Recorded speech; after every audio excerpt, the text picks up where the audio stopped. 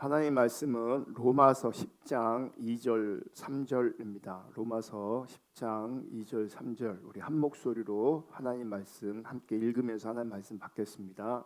시작.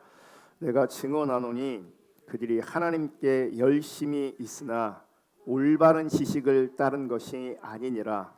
하나님의 의를 모르고 자기 의를 세우려고 심써 하나님의 의에 복종하지 아니하였느니라. 아멘. 오늘은 참신앙인가 유사신앙인가 19번째 시간입니다. 오늘은 참된 열심인가 거짓된 열심인가 라는 제목으로 하나님 말씀 나누길 원합니다. 하나님 말씀 나눌 때에 하나님의 은혜가 우리 모두 가운데 함께 할 수 있기를 주님의 이름으로 축복하고, 특별히 말씀을 통해서 하나님의 기준이 선명하게 비춰질 수 있기를 주님의 이름으로 축복합니다. 여러분, 성경에 나오는 이스라엘은 하나님이 아니면 설명할 수 없는 민족입니다. 성경에 나오는 이스라엘은 하나님이 아니면 설명할 수 없는 민족입니다.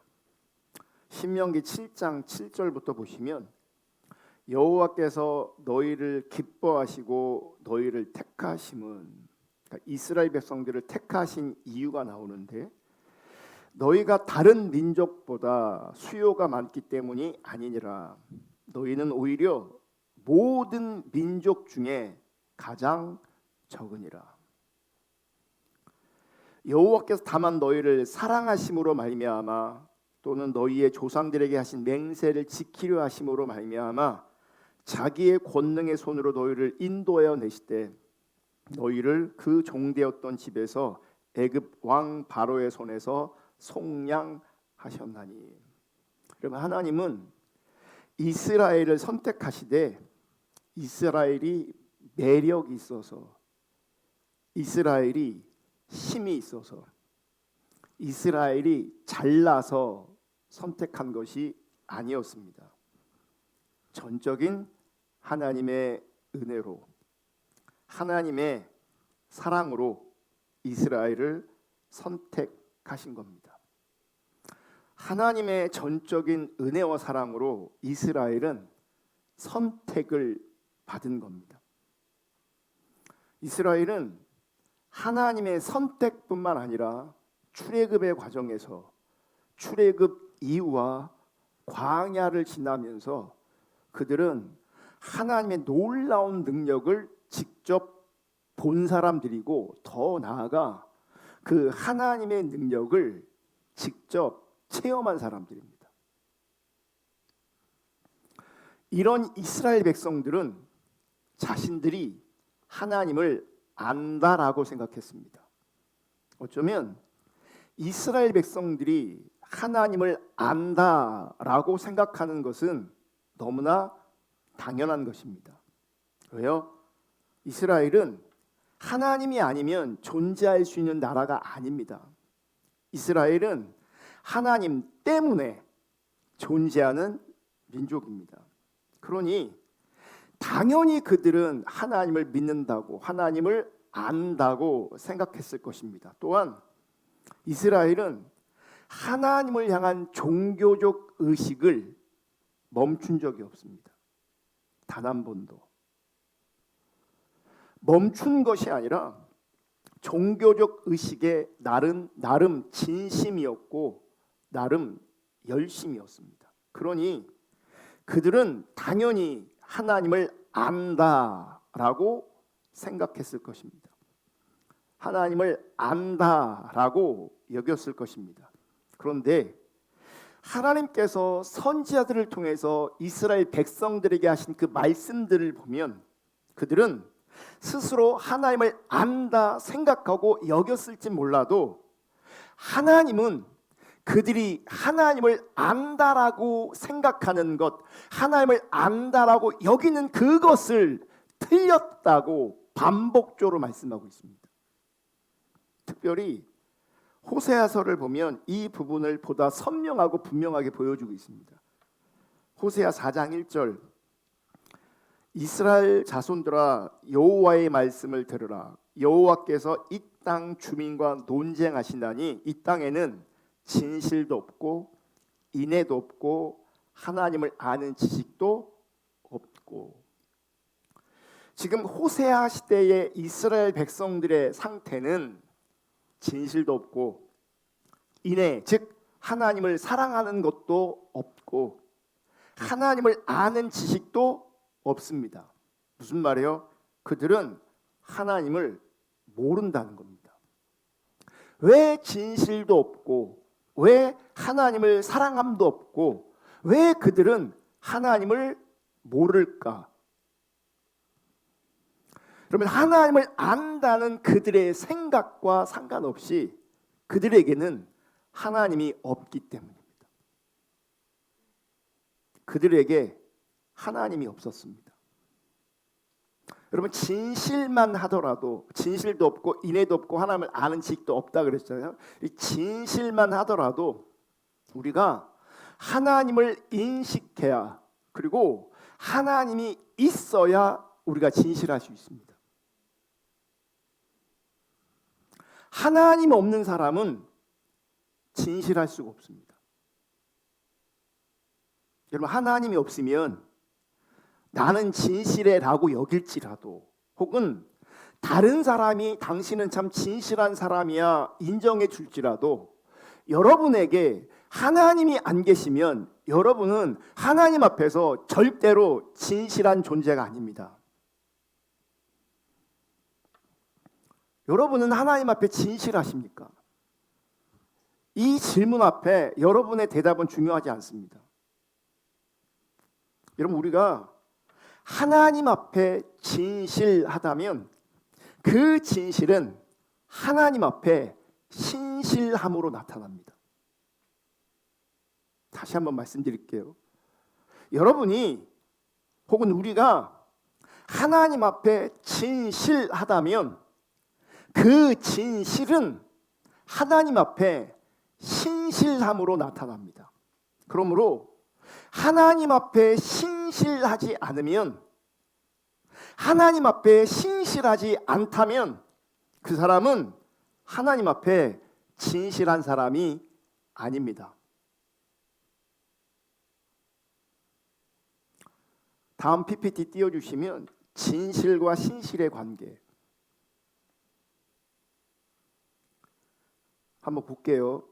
앞에 스크린 보시고요. 진실은 사실에 부합하는 상태를 의미하고, 신실은 그 진실을 지키고 끝까지 충실히 행동하는 태도를 뜻한다.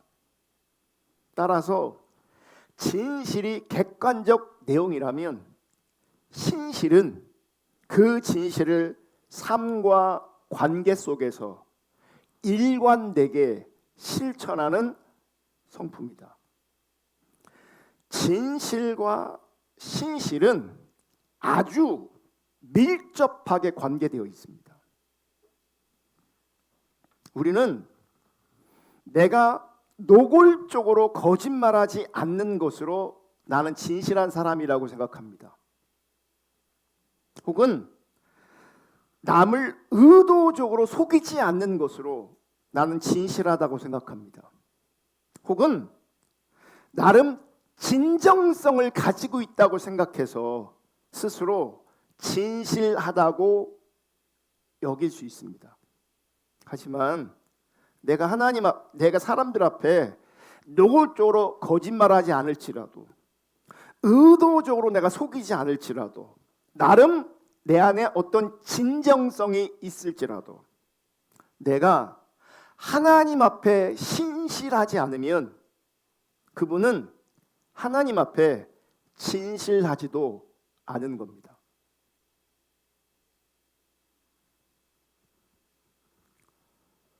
그래서 여러분은 하나님 앞에 자기를 진단할 때 나는 하나님 앞에 신실한가를 보셔야 합니다. 여러분, 이 신실은 사람과의 관계, 혹은 조직과의 관계, 하나님과의 관계, 모든 관계 속에서 이 신실은 굉장히 중요한 겁니다. 신실한 사람이 진실한 사람입니다. 신실하지 않으면 그분은 거짓된 사람입니다. 여러분, 하나님이 없으면 하나님을 사랑하는 것도, 하나님이 없으면 하나님을 아는 것도 가능하지 않습니다. 그래서 이스라엘은 자신들을 진실하다고, 자신들은 하나님을 사랑한다고, 자신들은 하나님을 알고 있다고 생각하고 여겼을지라도 하나님은 그들에게 하나님 없는 것을 아시기에 너희에게는 진실도 없고 하나님을 사랑함도 없고 하나님을 아는 지식도 없다. 즉 하나님을 모른다라고 말씀하시는 겁니다. 성경을 보시면 타락한 이스라엘 백성들은 자신에게 신실했을지 몰라도 하나님 앞에 절대 신실하지 않았습니다. 여러분, 예수님 시대 유대인들도 하나님을 잘 안다고 생각했습니다. 하나님을 잘 알 뿐만 아니라 그들은 더 나아가 하나님을 잘 섬기고 있다고 생각했습니다. 그런데 주님께서는 하나님을 잘 알고 있고 하나님을 잘 섬기고 있다라고 하는 그들을 향해서 이렇게 말씀하십니다. 요한복음 8장 44절. 너희는 너희 아비 마귀에서 났으니 너희 아비의 욕심대로 너희도 행하고자 하느니라. 그는 처음부터 살인한 자요 진리가 그 속에 없으므로 진리에 서지 못하고 거짓을 말할 때마다 제 것으로 말하나니 이는 그가 거짓말쟁이요 거짓의 아비가 되었습니다. 45절. 내가 진리를 말함으로 너희가 나를 믿지 아니하는도다.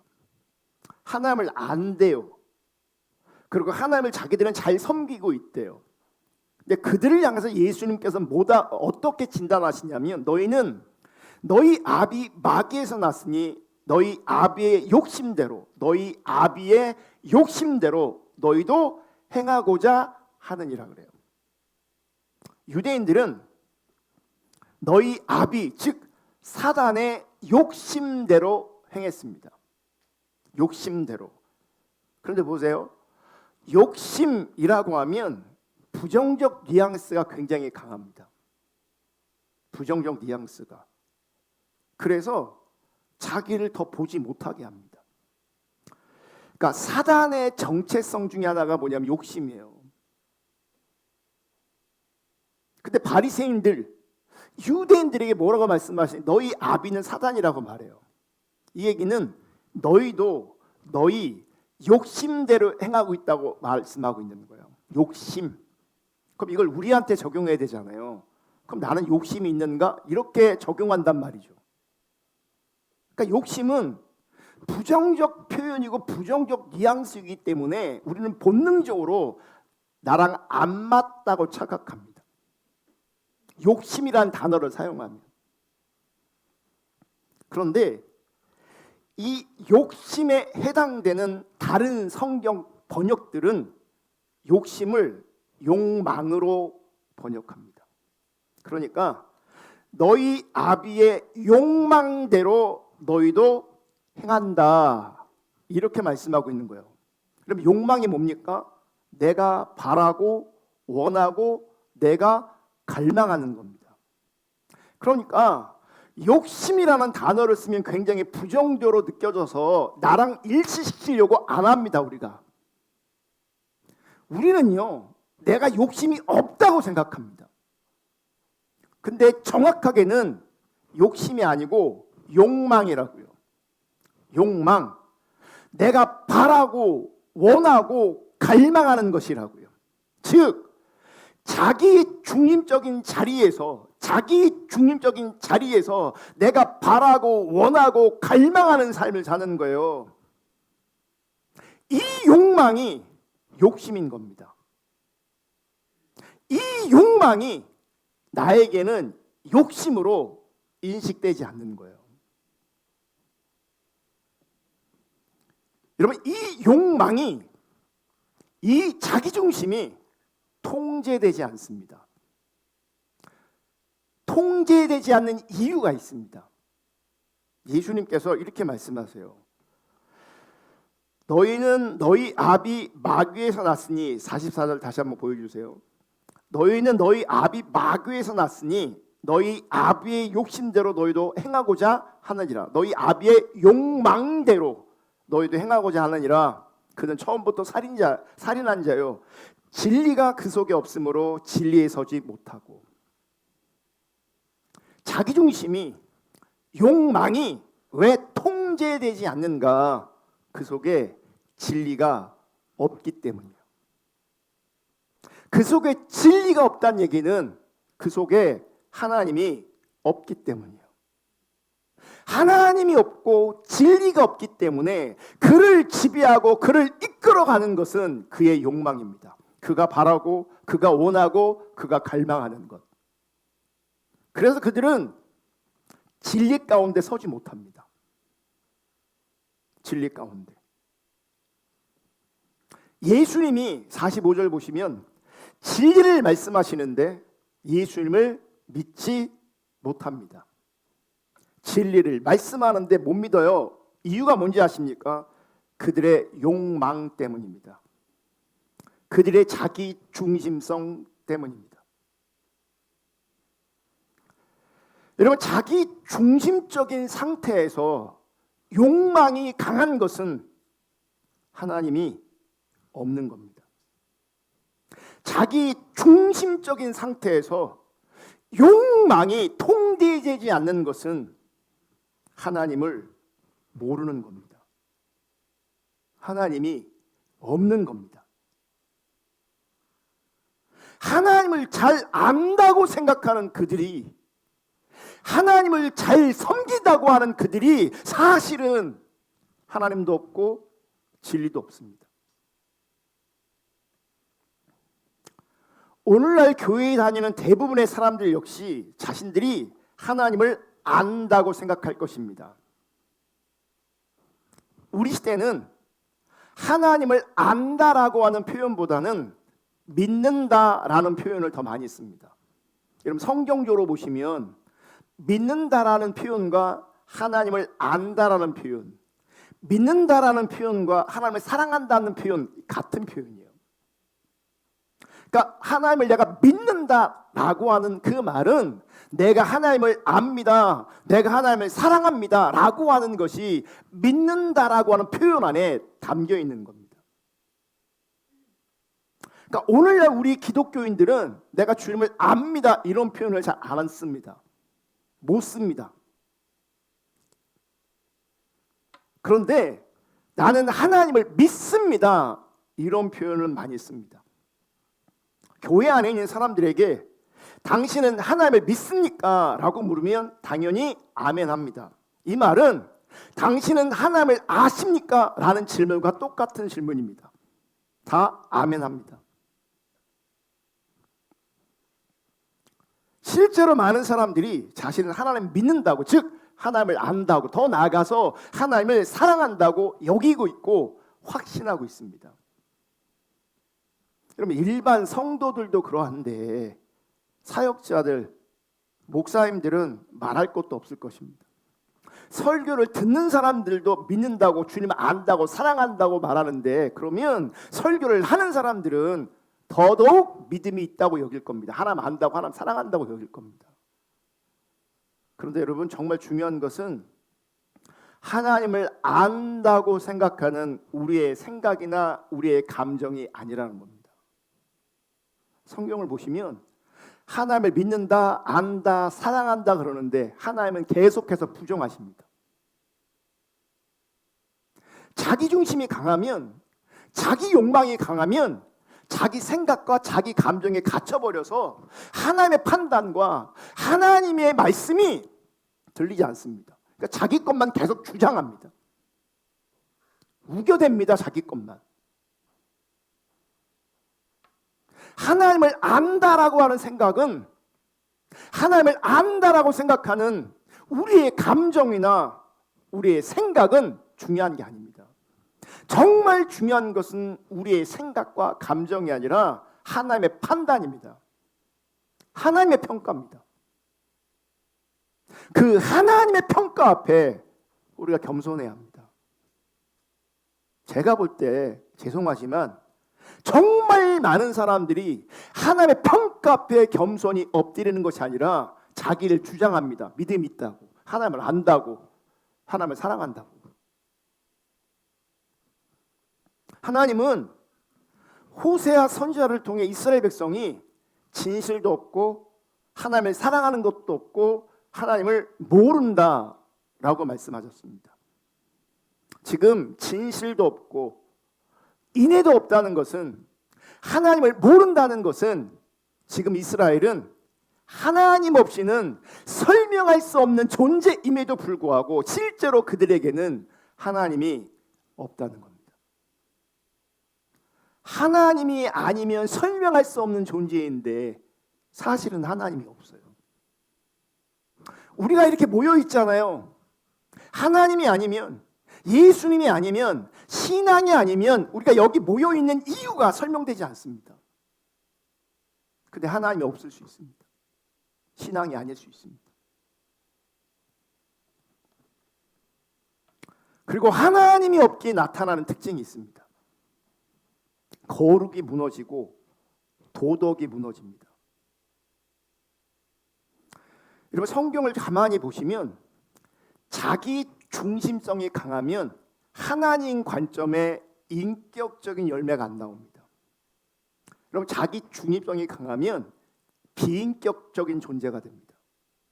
성경을 보시면 하나님 중심적일 때, 참신앙일 때, 하나님을 알 때 거기에 인격적인 열매가 나옵니다.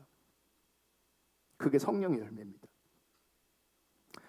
여러분, 우리가 쉽게 판단할 수 있는, 정죄하지 말고 쉽게 진단할 수 있는 것 중에 하나가 뭔지 아십니까?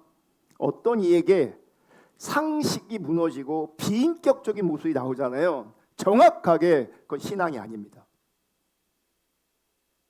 정확하게 교회를 오래 다녔던 사역자든 그 어떤 사람이든 비상식적이다, 비인격적이다, 그러면 그건 신앙이 아닙니다. 하나님을 모르면 무너지는 게 있어요. 거룩이 무너집니다. 거룩, 도덕이 무너집니다.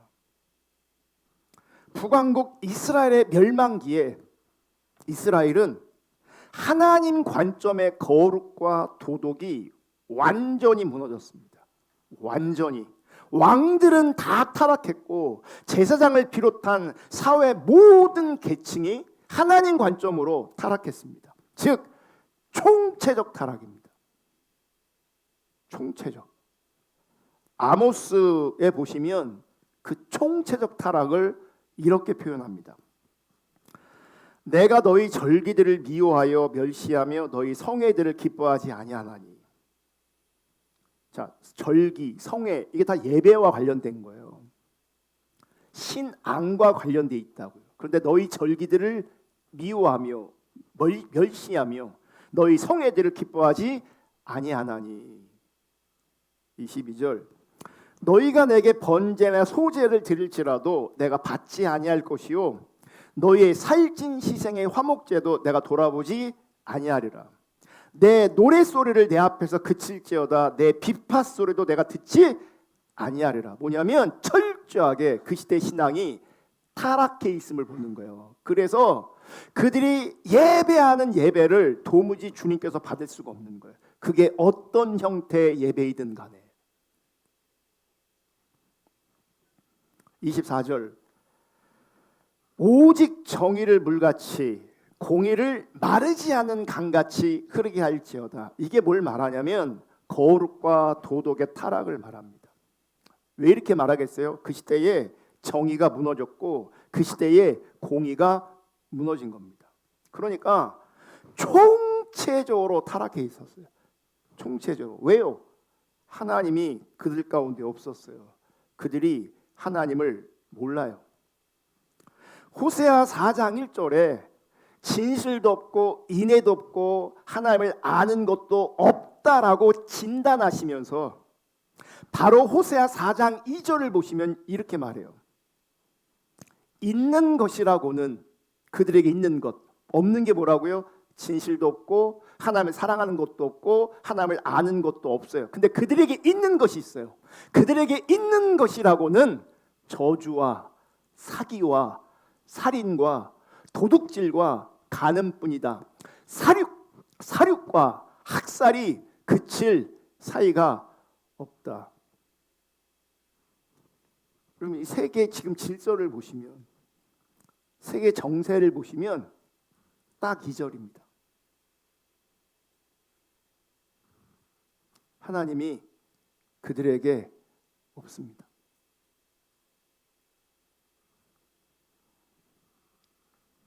이 총체적 타락의 원인은 바로 하나님을 아는 지식이 없기 때문입니다. 여러분, 하나님은 타락의 전적인 원인이 하나님을 아는 지식이 없기 때문인 것을 호세아서 전체를 통해서 우리 가운데 말씀하고 있습니다. 문제는 이 북이스라엘의 문제가 오늘날 한국 교회의 문제와 정확하게 일치하고 있다는 겁니다. 전혀 다르지 않습니다. 문제는 현실에서는 이 총체적 타락을 잘 인식하지 못한다는 겁니다. 총체적 타락이 잘 인식되지 않고 있습니다. 그런데 성경은, 그런데 역사는 그 총체적 타락을 지속적으로 말씀하고 있습니다. 총체적 타락을 지적하고 있습니다. 그러면 중세 기독교 영적으로 가장 어두웠던 시대라고 우리가 평가합니다. 그럼 그 현실에서도 이 타락을, 그 총체적 타락을 그들은 인식하지 못했습니다. 타락했는데 타락을 인식하지 못합니다. 깨어있는 누군가가 타락을 얘기하면 화형당했습니다. 죽임을 당했습니다. 하지만 역사는 분명히 기록하고 평가합니다. 그 시대는 총체적으로 타락한 시대였다고. 그럼 성경을 읽어보시면 이스라엘 백성들은 언제나 항상 하나님을 믿었습니다. 하지만 하나님의 평가는 하나님을 믿는 것도 하나님을 아는 것도 아니었습니다. 오늘 한국 교회 현실이 교세가 많이 약화되었습니다. 하지만 그럼에도 불구하고 매주일 교회에 사람들이 모입니다. 특별히 대형 교회는요, 사람들이 넘쳐납니다. 맛있는 식당 줄 서서 먹잖아요. 맛있는 식당. 요즘에 여러분 줄 서야 들어가는 교회 여러분 생각할 수 있습니까? 줄 서서 들어가는 교회 있어요. 대형 교회. 어떤 대형 교회는 줄 서야 들어갑니다. 줄 서야. 자리 잡으려고 경쟁을 합니다. 그런데 그럼에도 불구하고 한국 교회는 지금 무너지고 있습니다. 한국 교회 이 거룩의 붕괴, 도덕의 붕괴는 단순히 미디어에서 노출되는 일부 사건을 말하는 게 아닙니다. 거기에 국한되는 게 아닙니다. 드러나지 않은 문제는요, 훨씬 더 심각합니다. PPT 다음 거 띄워주시면 종교에 대한 호감도, 이거 옛날 자료거든요. 잘 보시면 호감도 개신교 14.3%, 불교 52.9%, 천주교 48.5%, 원불교 17.9%. 여러분 개신교와 저 지금 순서를 개신교, 불교, 천주교, 원불교, 천도교 이렇게 돼 있잖아요. 어떤 순서냐면 가장 큰 순서예요. 우리나라에서 개신교가 제일 커요. 제일 많아요. 그 다음에 불교고 그 다음에 천주교입니다. 그 다음에 원불교 이렇게 되는 거예요. 저 표요 안에서는. 그런데 호감도를 보시면 기독교는 원불교보다도 못합니다. 다음 PPT 보여주시면 귀하는 한국교회 개신교를 신뢰하십니까? 기독교 윤리 실천운동이라는 곳이 있어요. 줄여서 기운실이라고 합니다. 이 기운실에서 한국교회 사회적 신뢰도 조사를 예전부터 했습니다. 그러니까 2008년부터 했습니다. 저 통계는 2026년도 통계입니다. 얼마 되지 않은 통계입니다. 보시면 아까 보여준 거는 호감도고 지금 것은 신뢰도입니다. 신뢰도. 보시면 간단하게 보시면 한국 개신교를 신뢰한다 19%고요. 신뢰하지 않는다가 75.4%입니다. 2008년부터 조사해서 올해로 8번째 조사하거든요. 그런데 이 8년의 시간을 통해서 한국교회를 신뢰할 수 없다라고 하는 응답이 계속 늘어나고 있습니다. 계속. 봐봐요. 2008년에 처음 시작했다면 그때 한국교회를 신뢰할 수 없다라고 하는 수치가 나왔다면 우리가 애쓰고 힘써서 그 수치를 줄여야 되잖아요.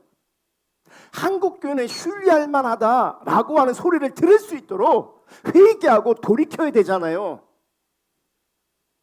근데 8년의 시간 속에서 더 안 좋아졌어요. 다음 PPT 보여주시면 한국교회를 신뢰하지 않는다는 응답의 추이 2020년에는 63.9%였고 23년은 74%였고 26년에는 75.4%로 점점점 늘어나고 있어요. 지금 우리 시대에 75.4%라고 한 이 말은 쉽게 설명하면 4명 중에 3명은 한국교회를 신뢰하지 않는다는 거예요. 4명 중에 3명은. 다음 PPT 보여주시면 이 설문조사를 이제 발표하는 시간에 장신대 성석환 교수님이 이렇게 표현했습니다. 불신이 하나님을 그러니까 한국교회를 신뢰하지 못하는 것을 불신이 일시적 사건이 아니라 구조적으로 공고화되는 흐름이다. 교회와 목회자, 교인에 대한 평가가 비슷한 방향으로 낮게 형성됐다. 신뢰하지 못한다는 이 부분은 지금 구조적 문제라는 거예요. 총체적 문제라는 거예요. 어떤 한 사건 때문에 일시적으로 그러는 것이 아니라 계속해서 한국 교회는 무너지고 있는 겁니다.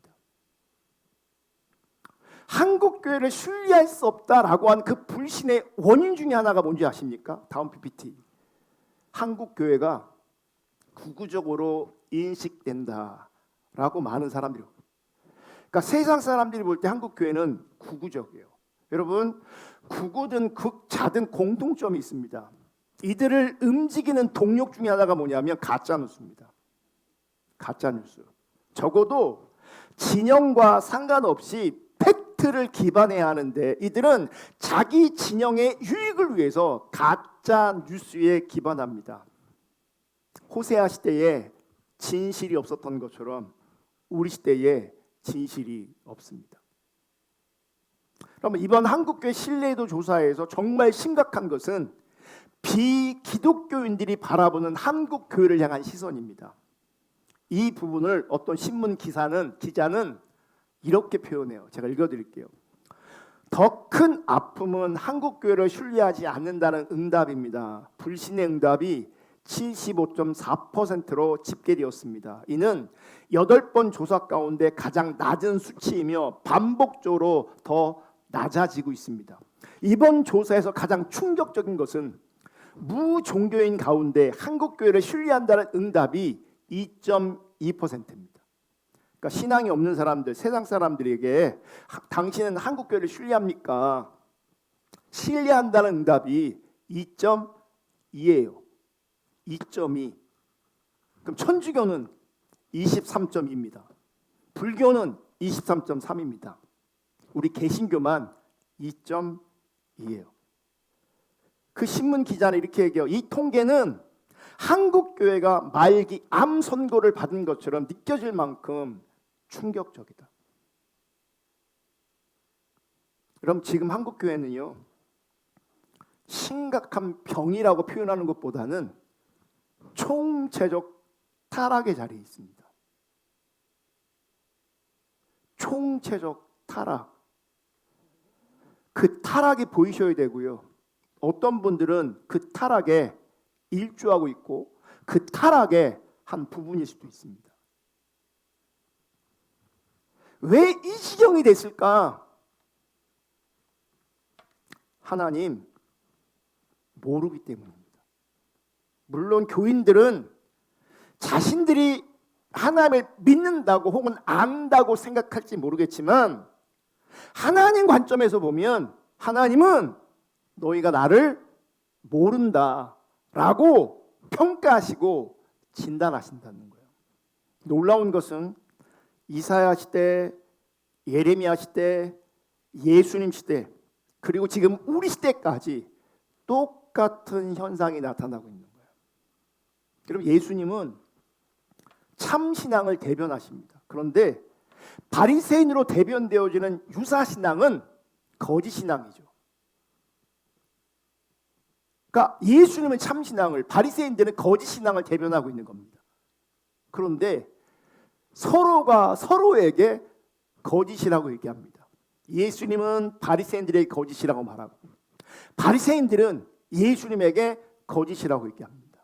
예수님은 내가 참이라고 얘기하고 바리새인들은 자기들이 참이라고 얘기합니다. 여기서 중요한 건 뭐예요? 하나님의 관점이라고요. 하나님의 평가라고요. 하나님은 예수님을 참신앙이라고 말씀하시고 바리새인들은 그 시대 유대인들은 거짓이라고 말씀하시는 거예요. 그런데 이 바리새인들과 유대인들은 가짜임에도 불구하고 자기를 참으로 인식하고 있습니다. 그것도 나름 진정성 있게. 여러분, 하나님 아는 지식이 없으면, 하나님을 모르면 거룩이 붕괴됩니다. 도덕이 붕괴됩니다. 거룩이 붕괴되고 도덕이 붕괴된 그 사람은 하나님 앞에 절대로 신실하게 살 수 없습니다. 어느 날부터 저는요, 사람을 진단할 때 그 사람의 말과 모양만 보지 않습니다. 그걸 무시한다는 건 아니죠. 말과 모양은요, 하나도 안 중요합니다. 타락한 시대도 말과 모양은 옳았습니다. 말과 모양은. 그래서 제가 보기 시작한 게 뭐냐면 상태를 보기 시작합니다. 상태를 가장 잘 볼 수 있는 게 뭔지 아십니까? 신실함입니다. 신실함이 상태를 대변하는 겁니다. 말은요, 내 상태를 대변하지 않습니다. 모양은 내 상태를 대변하지 않습니다. 그런데 신실함은 정확하게 내 상태를 대변합니다. 말이 옳아도 모양이 옳아도 그 사람이 신실하지 않다면 그 사람은 신뢰할 수 없습니다. 하나님도 똑같습니다. 하나님도 내 말을 들으시는 게 아닙니다. 하나님도 내 모양을 보시는 게 아닙니다. 하나님도 나의 신실함을 보십니다. 그 신실함이 무엇과 연결되어 있다고요? 진실.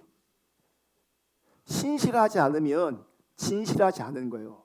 진실하지 않은 것은 거짓되는 거예요. 그 왜 거짓되냐? 사실 하나님이 없는 겁니다. 하나님 모르는 겁니다. 그렇다면 하나님 아는 사람은 죄도 짓지 않고 도덕적인 잘못에도 빠지지 않는다는 말인가? 그렇지는 않습니다. 여러분, 하나님 알아도 실수할 수 있습니다. 하나님 알아도 넘어질 수 있습니다. 그래서 중요한 게 뭐냐면 깨어 있어야 합니다. 누가 깨어 있냐? 신실한 사람이 깨어 있습니다. 일시적으로 실수하고 넘어질지 모르겠지만 신실한 사람은 다시 하나님과 관계를 회복합니다. 신실한 사람은 다시 거룩을 회복합니다. 신실한 사람은 도덕을 회복합니다. 그래서 신실하게 주님을 찾는 것이 중요합니다. 여러분, 다윗은 하나님을 아는 사람이었지만 우리가 상상할 수도 없는 죄를 지었습니다. 얼마든지 가능하다는 거예요. 그래서 신실하게 주님 앞에 있는 게 중요해요. 우리도 언제든 넘어질 수 있기 때문이에요. 하지만 이 거룩의 분계와 이 도덕의 분계, 신실함의 분계가 그 사람의 습성이 돼. 그래서 하나님의 말씀에 반응할 줄 모르는 마음 자세로 굳어진다면 그것이 여러분 하나님을 모른다는 증거입니다. 그것이 하나님 없다는 증거입니다.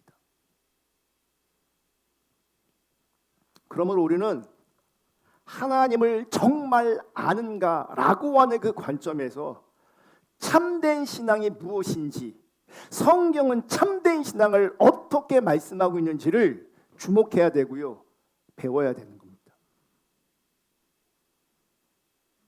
그런 관점에서 참된 열심이냐 거짓된 열심이냐를 살펴볼 필요가 있는 거예요. 로마서 10장 2절 오늘 본문을 읽었는데 다시 한번 읽어보겠습니다. 시작. 내가 증언하노니 그들이 하나님께 열심히 있으나 올바른 지식을 따른 것이 아니니라. 그들에게 하나님께 열심이 있답니다. 열심이 있습니다. 여러분, 성경은 열심 자체를 책망하지 않습니다. 도리어 열심을 권면합니다. 열심히 하나님을 믿고 열심히 하나님을 찾고 열심히 하나님을 따를 것을 말씀하시고 그 부분에 도전합니다. 그래서 여러분, 신앙에 열심이 없다면 그것은 정말 심각한 문제입니다. 신앙에 열심이 없다면 그건 정말 심각한 문제입니다. 그리고 조금만 생각해 보면 신앙에 열심이 없다는 것은 사실은 가능하지 않다는 걸 발견하게 됩니다. 무슨 말이냐? 여러분, 신앙은 말 그대로 내가 하나님을 신뢰하고 하나님을 경외하는 거예요. 그게 신앙이에요. 하나님 신뢰하고 하나님을 경외하는 것이 신앙입니다. 그럼 보세요. 물어볼게요. 내가 신뢰하고 내가 경외하는 그 대상에 열심이 없다는 것이 가능하겠습니까?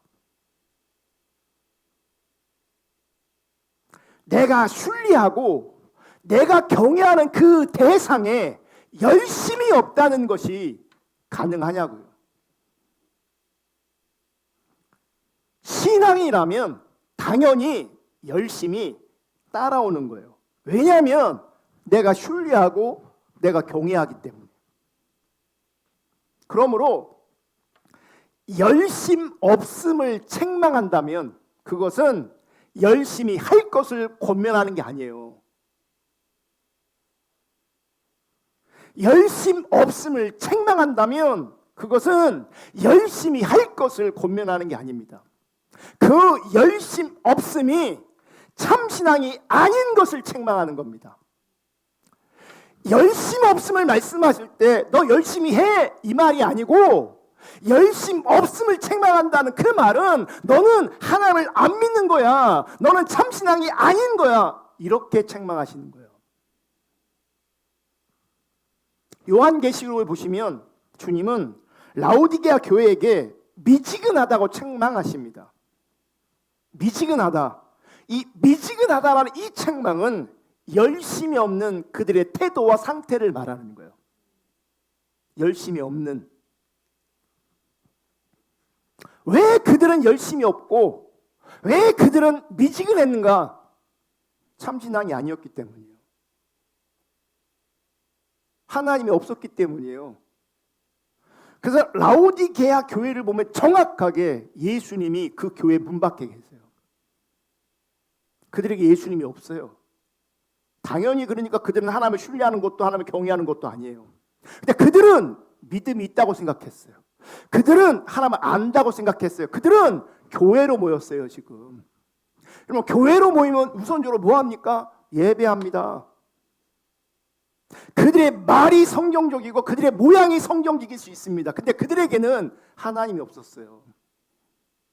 하나님을 향한 참다운 열심이 없었어요.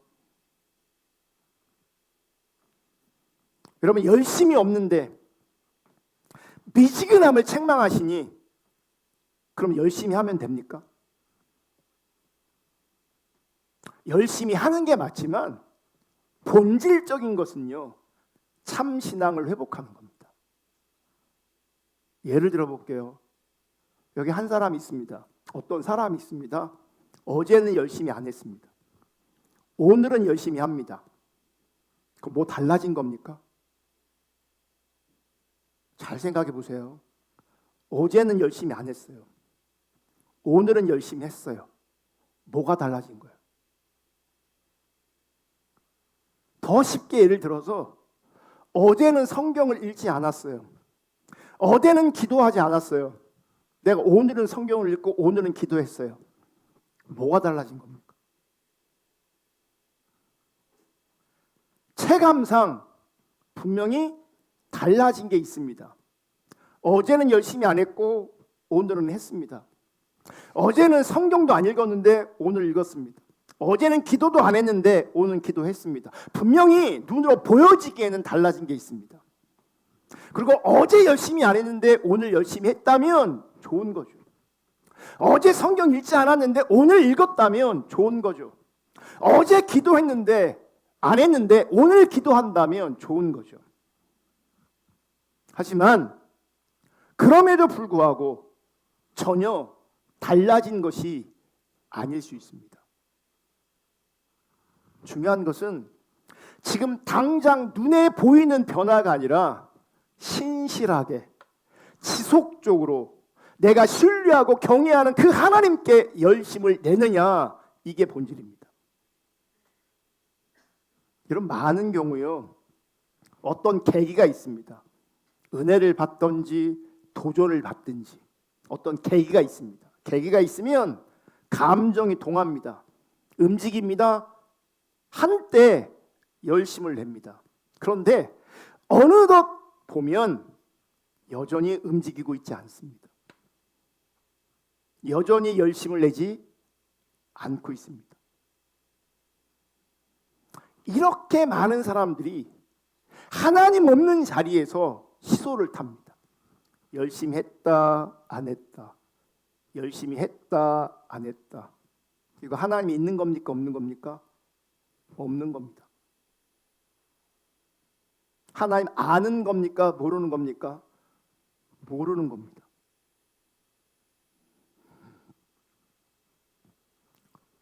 여러분, 참 신앙을 회복해야 이 열심의 문제도 해결됩니다.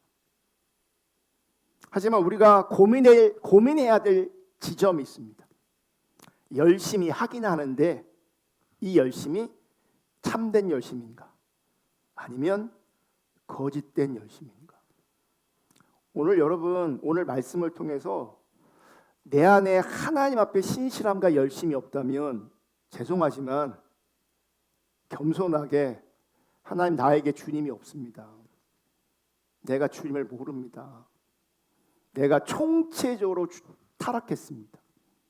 내가 진리를 품고 진리를 따라가는 것이 아니라 여전히 내 욕망을 따라가고 있고 내가 원하는 바, 내가 바라는 바, 내가 갈망하는 바를 따라가고 있음을 인정합니다. 돌이키셔야 합니다. 열심과 신실함이 회복되지 않는 분들에게는 참 신앙으로 세워지는 것이 어렵습니다. 제가 왜 자꾸 복음을 이렇게 저렇게 가르치려고 하냐면, 복음이 정확하고 분명하게 우리 가운데 비춰진다면, 이론이 아니라 복음이 정확하게 비춰진다면, 그래서 우리가 주님을 알고 사랑한다면 우리 주님 앞에 신실하게 열심을 내게 돼 있어요. 그게 신앙이에요. 그게 참된 신앙이에요. 내 안에는 열심이 참된 열심인가 아니면 거짓된 열심인가, 이 부분을 성경을 통해서 다음 주부터 이어서 살펴보겠습니다. 찬양하고 기도하겠습니다.